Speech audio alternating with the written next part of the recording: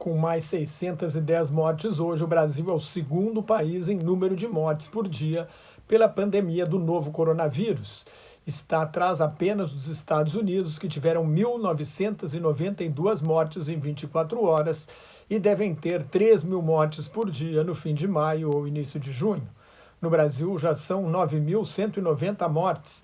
É o sexto lugar no mundo e mais de 135 mil casos confirmados, o nono lugar.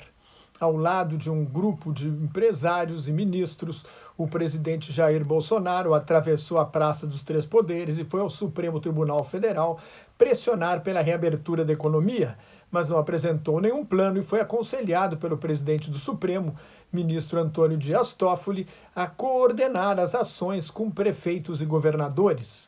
O Brasil já perdeu 73 profissionais de saúde, mais do que a Itália e a Espanha juntas. A revista científica britânica The Lancet, uma das mais importantes publicações médicas do mundo, aponta Bolsonaro como a maior ameaça à luta contra a Covid-19 no Brasil. O que é necessário para reabrir a economia? Primeiro, testar em massa para mapear a transmissão do vírus, identificar os focos de infecção, isolar contaminados e quem teve contato com eles. Em segundo lugar, precisa haver uma queda consistente no número de novos casos durante 2 semanas, o tempo de incubação da doença, para ter a certeza de que a curva da contaminação está baixando. Em terceiro lugar, precisa ter mais gente recebendo alta, saindo dos hospitais, do que entrando, única maneira de garantir que vai haver tratamento para todos os doentes. O Brasil ainda está muito longe disso. No mundo inteiro, o total de mortes pela pandemia do novo coronavírus passa de 3.900.000 casos confirmados e de 270 mil mortes, com 1.343.000 pacientes curados.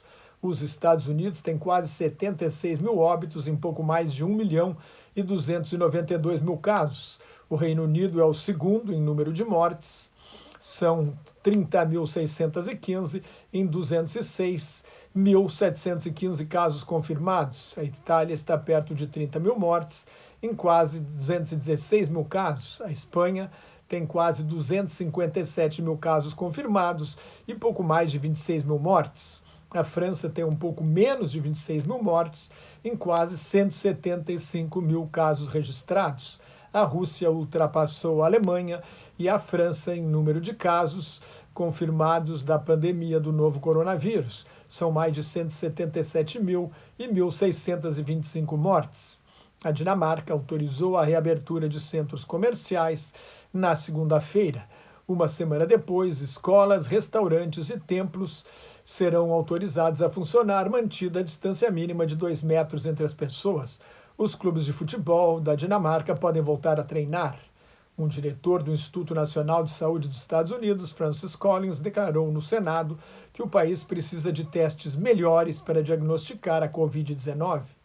A Austrália rejeitou a alegação do governo Donald Trump de que o coronavírus saiu de um laboratório da cidade de Wuhan, na China, onde o primeiro caso foi registrado em 17 de novembro. A Austrália faz parte da Aliança Cinco Olhos, ao lado dos Estados Unidos, do Reino Unido, do Canadá e da Nova Zelândia. Os 5 países, os serviços de inteligência dos 5 países trabalham em conjunto. O jornal conservador americano The Wall Street Journal, porta-voz do Centro Financeiro de Nova York, que apoia o presidente Trump, observou que a alegação de que o vírus saiu de um laboratório chinês pode até ser verdadeira, mas o governo precisa apresentar provas. Novos estudos feitos na China indicam que o novo coronavírus pode ter pulado de animais para o homem em outubro. O caso mais antigo identificado até agora, como eu acabei de falar, foi em 17 de novembro. As exportações da China cresceram 8,2% em abril, depois de cair 13,5% em março e 15,8% nos 2 primeiros meses do ano. Estes números deram ao mercado financeiro uma esperança de que a recuperação esteja em marcha. As empresas Amazon e Microsoft puxaram a alta do setor de alta tecnologia. Mais 3.170.000 americanos pediram seguro-desemprego, cerca de 33 milhões e meio de americanos estão desempregados. O relatório oficial de emprego dos Estados Unidos sobre o mês de abril sai nesta sexta-feira. A expectativa é que o índice de desemprego chegue a 20%. Antes da pandemia, os Estados Unidos nunca haviam perdido 1 milhão de empregos numa semana. O turismo sofreu uma queda de 80% no mundo inteiro.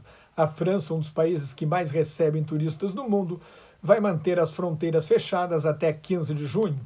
A justiça francesa mandou uma fábrica de automóveis da Renault suspender a produção por falta de segurança. Em Londres, o Banco da Inglaterra previu uma queda de 14% no produto interno bruto do Reino Unido neste ano e uma recuperação de 15% em 2021. Será a pior recessão em 300 anos. No segundo trimestre deste ano, a queda pode chegar a 30% em comparação com o ano passado. O desemprego deve dobrar de 4% para 8%. O consumo das famílias neste ano deve cair 14% e o investimento das empresas 26%. O Fundo Monetário Internacional deu empréstimos de emergência de 18 bilhões de dólares para 50 países membros. O produto interno bruto da África subsaariana, excluindo os países árabes do norte do continente, deve cair 3,6% em 2020. Aqui no Brasil, o dólar chegou a um novo recorde nominal, R$ 5,84. O dólar turismo vale R$ 6,05. Mais notas e comentários sobre política internacional no meu blog Globalização em Crise, que está em nelsonfrancojobim.blogspot.com, no meu Twitter e no Facebook. Cuide-se, fique em casa se não tiver nada muito importante a fazer na rua e muito obrigado.